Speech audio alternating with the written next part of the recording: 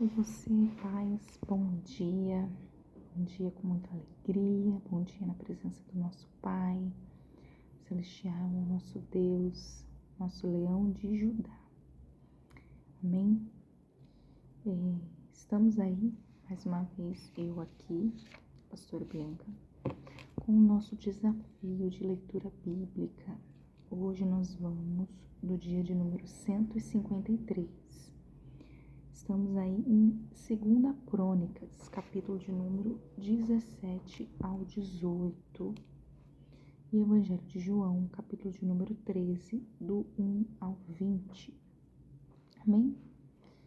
Vamos aí então entender mais aí um pouquinho sobre a palavra de Deus e o período aí em que os reis governavam, em que a monarquia estava ali e as duas tribos estavam divididas.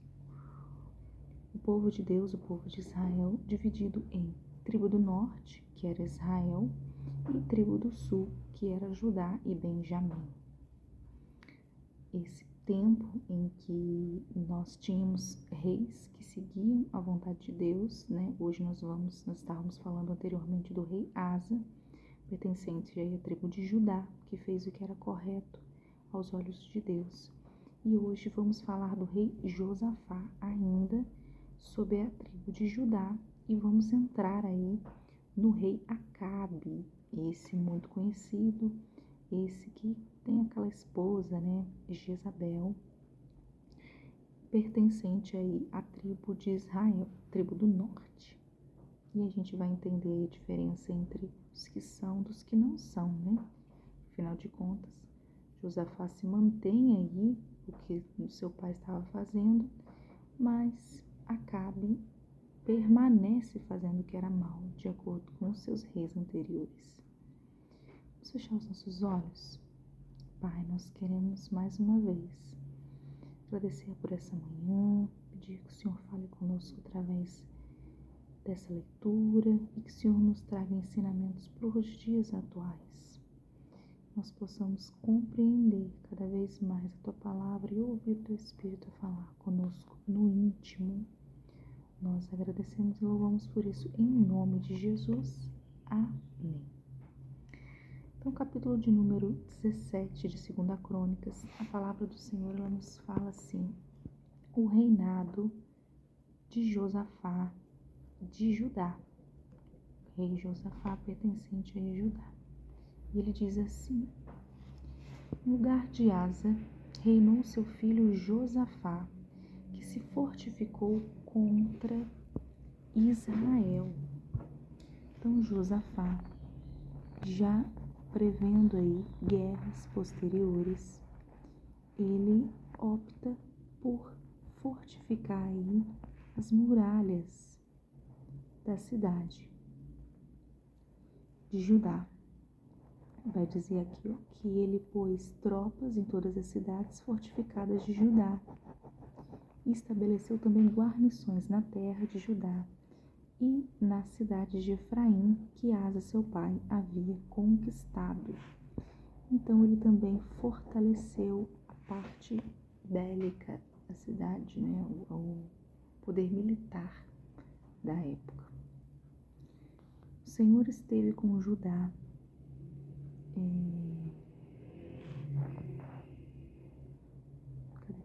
O Senhor esteve com Judá, verso 3. Não, esteve com Josafá, perdão. Porque ele andou nos primeiros caminhos de Davi, seu pai, e não buscou as Baalins. Os Baalins são os profetas de Baal e os ídolos. Pelo contrário, ele buscou o Senhor, Deus de seu pai, e andou em seus mandamentos, e não segundo as obras de Israel, não conforme a tribo de Israel estava fazendo anteriormente. Nesse período aqui, quando a gente fala de períodos, né? Mas sim conforme Deus orientou aí a Davi. O Senhor confirmou o reino nas mãos e todo o Judá deu presentes a Josafá, de modo que ele teve riquezas e glória em abundância. O coração dele se tornou ousado em seguir os caminhos do Senhor. E ainda tirou os lugares altos e os postes à deusa Acera, a deusa Afrodite, e que havia em Judá. Então ele permaneceu assim como o rei Abias, assim como o rei Asa, tirando aí os deuses, os postes ídolos e os deuses existentes, os altares dos deuses que existiam naquela época.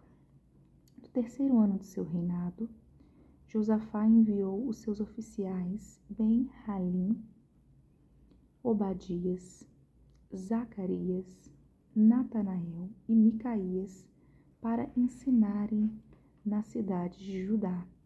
Com eles também enviou os levitas. Olha que legal. Além dele fortificar o reino, ele opta por ensinar a lei de Deus. Então ele vai separar aí sacerdotes para ensinar a lei do Senhor. Inclusive alguns que você conhece aí, que nós temos os profetas menores, né? Obadias, Zacarias, Natanael, Micaías, para ensinar na cidade de Judá, que é onde ele estava, e também alguns levitas para poder servir e ajudar a servir na casa de Deus. Semaías, Natanias, Zebadias, Azael, Semiramote, Jonatas, Adonias, Tobias e Tobi Adonias. E com estes levitas enviou os sacerdotes Elisama, Jeorão, e eles ensinaram em Judá, tendo consigo o livro da lei do Senhor. Percorriam todas as cidades de Judá e ensinavam o povo. Olha que interessante, né? Ele se preocupou em ensinar a lei de Deus, as pessoas compreenderem a palavra, saberem a verdade. Que não adianta, né?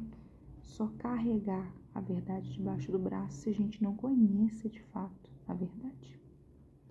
E o terror do Senhor veio sobre todos os reis das terras que estavam ao redor de Judá, de maneira que não fizeram guerra contra Josafá.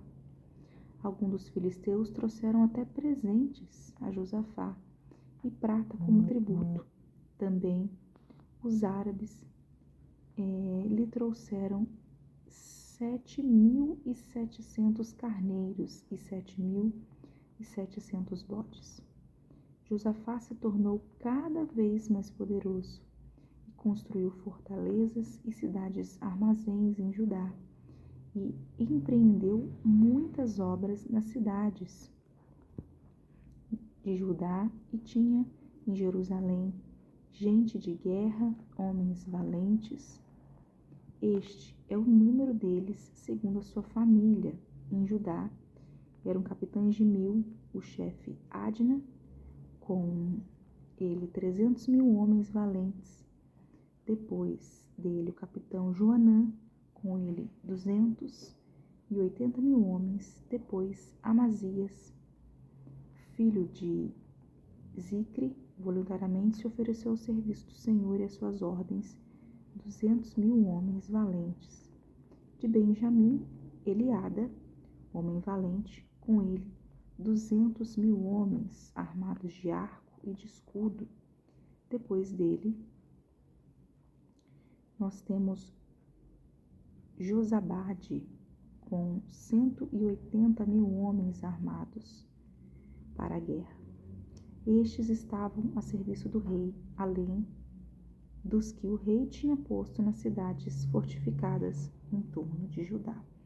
Então, o rei Josafá, além de seguir os profetas, a lei do Senhor, ensinar para o povo, além de fortificar as cidades, ele também tinha homens de guerra valentes, né? A gente vê aí muitos capitães aí, muitos homens preparados para a guerra quando ele precisasse, além daqueles que estavam ali nos muros da cidade. Então, ele tinha um exército com ele, ele tinha a vontade de Deus, ele tinha a lei do Senhor, e ele tinha um coração voltado para Deus, assim como seu pai Davi lhe havia ensinado. Então ele começa a ter influência, começa a ter prosperidade. Ele entende o que o Senhor fazia através da vida dele, não por conta dele próprio, mas por conta que o Senhor era com ele, a ponto de, você vê aqui no verso 10, que os reinos ao redor de Judá começaram a fazer aliança com eles, né? Traziam até presentes, porque eles temiam ao rei Josafá, eles temiam ao Deus de Israel. Cada um deles aí fez aliança com Josafá, temendo aí que Josafá pudesse se voltar contra eles. Em contrapartida, a gente tem aí no capítulo de número 18 de 2 Crônicas, o rei Acabe, né, querendo se aproximar aí do rei Josafá e fazendo uma aliança através de um casamento. Era muito comum na época para juntar povos, nações, além de uma questão política também, né?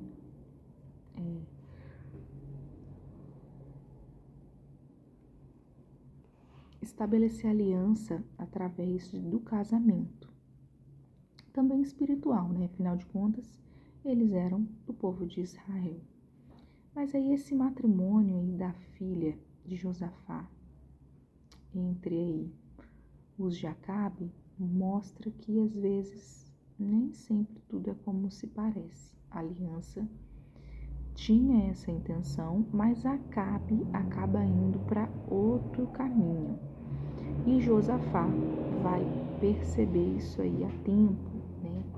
A ideia deles ali era juntar para poder ter uma estratégia contra uma outra cidade que estava se levantando contra eles, né? Mas aí aquela aliança se mostra bem problemática, não era aquilo ali que realmente o rei Josafá queria. Então, ele desconfiado, ele vai pedir uma orientação a Deus para ter certeza real, para entender a verdade por trás aí das coisas ocultas. E quando a gente não sabe o que está acontecendo e a gente precisa de uma orientação, não tem ninguém melhor do que o Senhor para nos dar. Ele que está nas rodas de conversa que você não está. Então peça orientação a Deus quando preciso for. A melhor pessoa que vai te falar a verdade, a real das coisas. Capítulo de número 18, então, a palavra do Senhor vai dizer assim: Josafá tinha riquezas e glórias, como nós vimos no 17, em abundância, e tornou-se genro de Acabe. Eis aí o matrimônio entre os filhos, né, de Acabe e Josafá. Passados alguns anos, Josafá foi visitar Acabe em Samaria. E Acabe matou ovelhas e bois em abundância para Josafá e para o povo que o acompanhava, e o persuadiu a ir com ele atacar Ramote-Gileade. Acabe, rei de Israel, perguntou a Josafá, rei de Judá: Você vai comigo a Ramote-Gileade?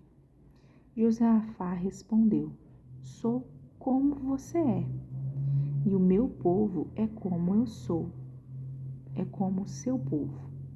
Iremos com você à guerra. Então Josafá fala assim: olha, por mim, né, nós somos povo, e por mim vou com você. E ele ainda vai falar mais. Ele disse: consulte primeiro a palavra do Senhor. Antes de você ir, eu sou um com você nessa batalha, beleza? Mas será que o Deus está conosco? É melhor que a gente tenha certeza que o Senhor está conosco, para que a gente possa seguir essa batalha. Então o rei de Israel reuniu os profetas, 400, né, deles, e lhes perguntou: Devemos ir lutar contra Ramote Gileade ou devo me conter? Devo ficar onde estou?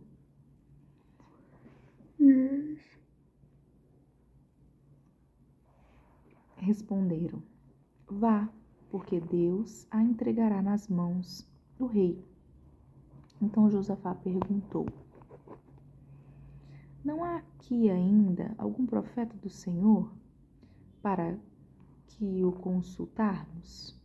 Porque os 400 profetas que ele havia consultado, no caso Acabe, não eram de Deus.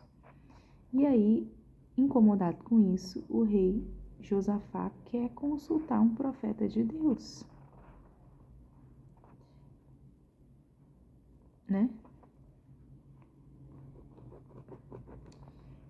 E aí, Acabe responde a Josafá: há um ainda, tem um só aqui no meio de Israel, por meio de quem podemos consultar o Senhor. Mas eu odiava aí a Micaías, porque ele expunha o pecado dele. Porque nunca profetiza de mim o que é bom, mas somente o que é mal. O nome dele é Micaías, ele é filho de Iula. E Josafá disse: o rei não deveria falar assim, não fica pensando assim que ele está profetizando só o que é mal. Mas ele fala o que vem de Deus,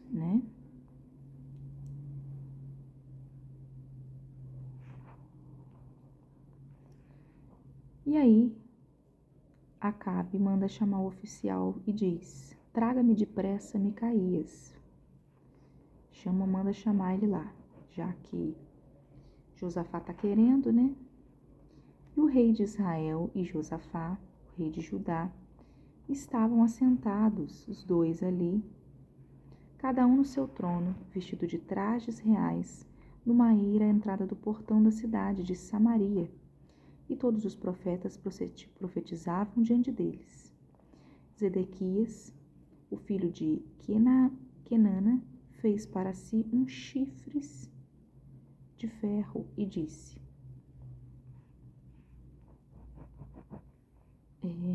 assim diz o Senhor, com estes você dará chifradas nos sírios, até que estejam destruídos. Dizendo: suba a Ramote Gileade, você triunfará, o Senhor a entregará nas mãos do rei. Então aí, os profetas de Acabe dizendo que ia dar tudo certo, Pode ir, meu filho. Chega Micaías diante dos reis e faz a profecia de Deus a respeito da batalha. Olha só. O mensageiro, verso 12, que tinha ido chamar Micaías, falou-lhe dizendo: eis que as palavras dos profetas, a uma voz, profetizem coisas boas para o rei. Portanto, que a sua palavra seja como a de um deles. Fale o que é bom. Mais do que coisas boas, eu quero realmente o que é bom. Micaías então respondeu: tão certo como vive o Senhor, o meu Deus, me disser, farei. Independente do que for bom ou ruim, eu vou falar o que o Senhor mandar. Essa era a posição de Micaías. Quando ele chegou à presença do rei, este então lhe perguntou: Micaías, devemos ir a Ramote Gileade para a batalha ou devo me conter? E ele respondeu: vá, você triunfará. Eles serão entregues nas mãos de vocês. Pode ir tranquilo.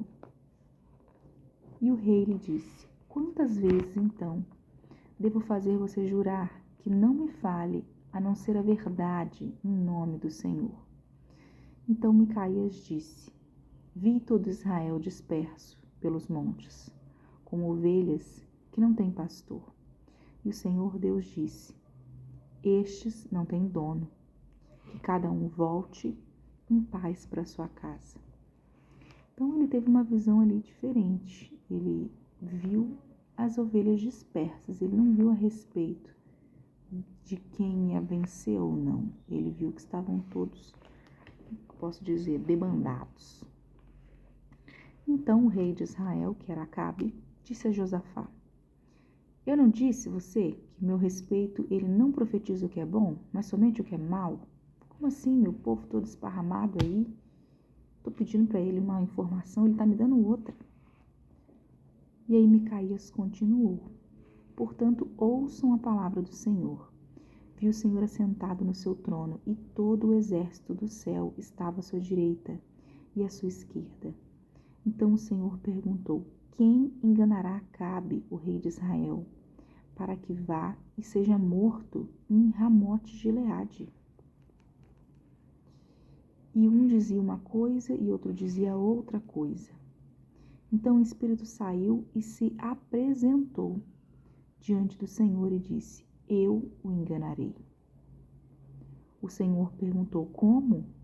Ele respondeu: sairei e serei um espírito mentiroso na boca de todos os profetas do rei. Então o Senhor disse: você conseguirá enganá-lo? Vai, faça assim. E agora, eis que o Senhor pôs esse espírito mentiroso na boca destes seus profetas, e o Senhor declarou que o mal vai lhe acontecer.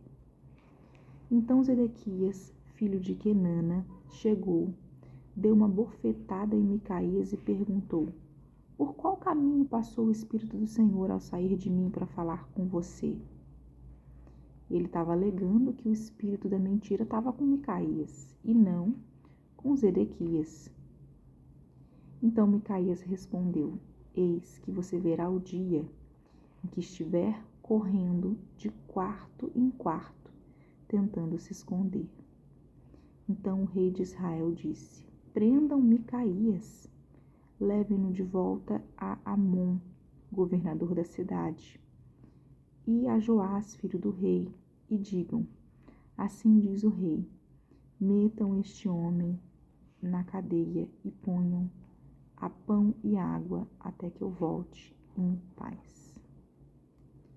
E aí Micaías vai dizer: se o rei de fato voltar em paz, é porque o Senhor não falou por meio de mim.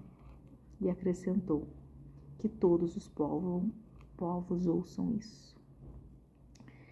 Eu vim falar o que é de Deus. Imagina, tentar discernir, né? O que é, o que não é. 400 profetas falando vai. Só um falando não vai. Mas Josafá sabia que esse um era de Deus, né? E cabia a ele ali ouvir ou não. E isso que o espírito de mentira estava sobre os demais. A linha é muito tênue entre você ouvir a voz de Deus, saber que ela é a voz de Deus, do que ouvir a nossa carne. Às vezes é complicado discernir. E aí o verso de número 28, a gente vai ter a morte aí do rei Acabe. A palavra concluiu. A palavra vai dizer que o rei de Israel e Josafá, o rei de Judá, foram então atacar a cidade de Ramote de Gileade.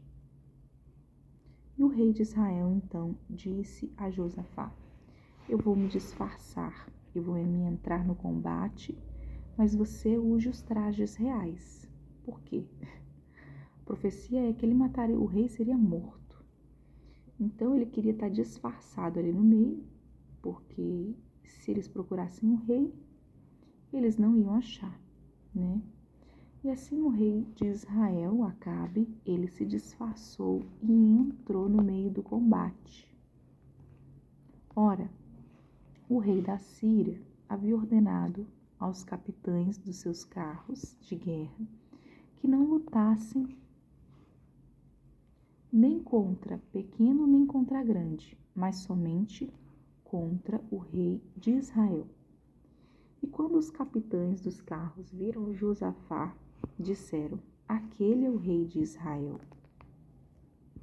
E se dirigiram até ele para o atacar. Porém Josafá gritou, e o Senhor o socorreu. Deus os desviou deles. Então o Senhor estava ali com Josafá e não deixou que os sírios viessem contra ele. Quando os capitães dos carros de guerra viram que não era o rei de Israel, não era Acabe, pararam então de perseguir. Então um homem atesou o arco e atirou ao acaso, aleatoriamente, né? Só que ele atingiu o rei de Israel por entre as juntas da sua armadura. Então o rei Acabe disse ao condutor do carro: dê a volta e leve-me para fora do combate, porque eu estou gravemente ferido, né? Vamos sair daqui. A batalha então se intensificou naquele dia.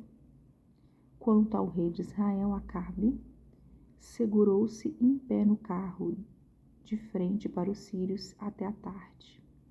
Mas, ao pôr do sol, ele morreu. O ferimento era muito profundo. Ele ficou ali uma tarde toda e uma manhã sangrando. E acabou que ele não resistiu e morreu. Então, realmente, a profecia do rei e do profeta Micaías estava correta. Não era para eles lutarem, e ali Acabe morto, atingido por uma flecha e, enfim, finalizado, né?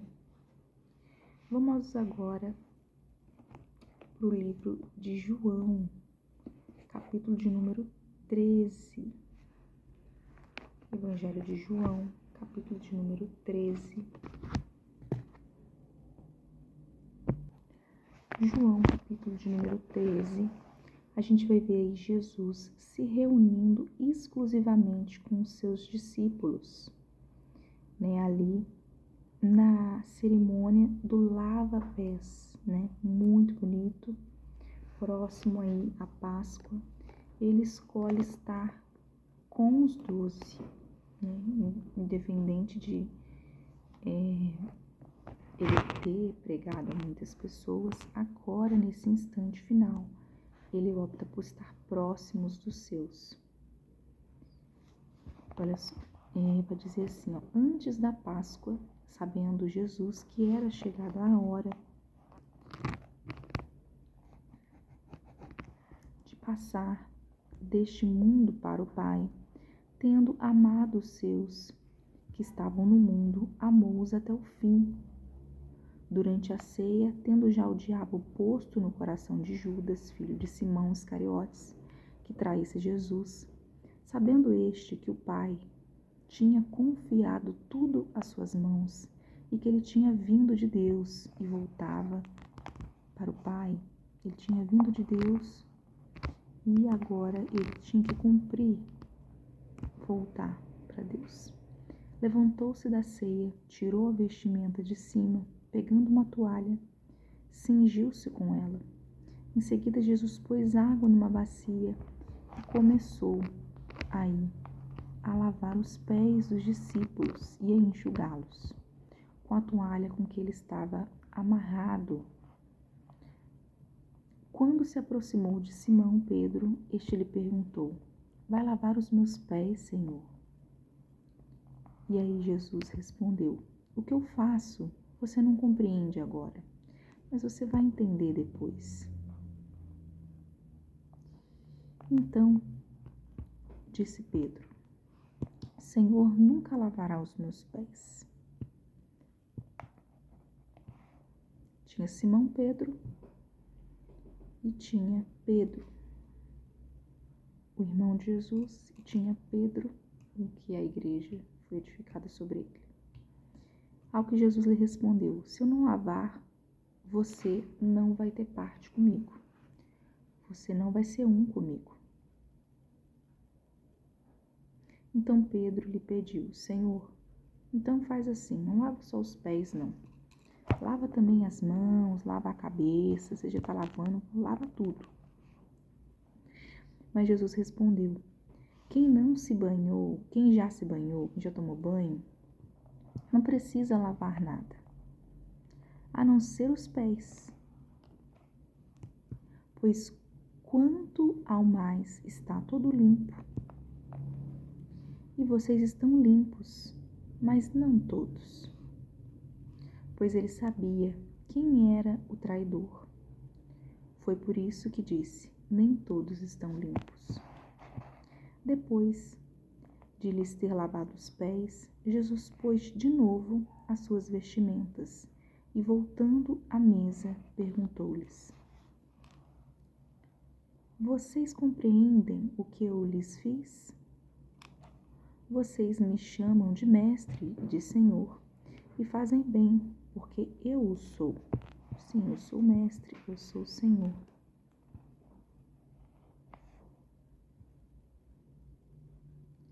Ora, se eu, sendo mestre, sendo senhor, lavei os pés de vocês, vocês também devem lavar os pés uns dos outros. Porque eu lhes dei o exemplo, para que, como eu fiz, vocês façam também. Em verdade lhes digo que o servo não é maior do que o servo não é maior do que o seu senhor. Nem o enviado é maior do que aquele que o enviou. Independente do cargo, todos servem de maneira igualitária. Se vocês sabem estas coisas, bem-aventurados serão se as praticarem. Não é apenas saber, é fazer. Servir. Não falo a respeito de todos vocês, pois eu conheço aqueles que eu escolhi. Mas é que, para que se cumpram as Escrituras, aquele que come do meu pão levantou contra mim o seu calcanhar. É necessário que alguém me traia. Desde já lhes digo isso, antes que aconteça, para que quando acontecer, vocês creiam que eu sou o Filho de Deus, que eu sou Yeshua, que eu sou. Em verdade lhes digo, quem recebe aquele que eu enviar, recebe a mim, e quem recebe a mim, recebe aquele que me enviou. Se você recebe o Filho, o Pai lhe aceita. Se você aceita o Filho, o Pai o recebe. É necessário que você reconheça o Filho para que você tenha livre acesso ao Pai. Essa mensagem que o Senhor deixa para nós hoje. Confie nos seus profetas e prosperareis. Confie no Filho, que o Pai também confiará em você. Amém? E é isso aí, nós finalizamos então o dia de número 153 da nossa leitura hoje. Espero que você tenha um excelente dia e estamos aí. Até a próxima. Tchau.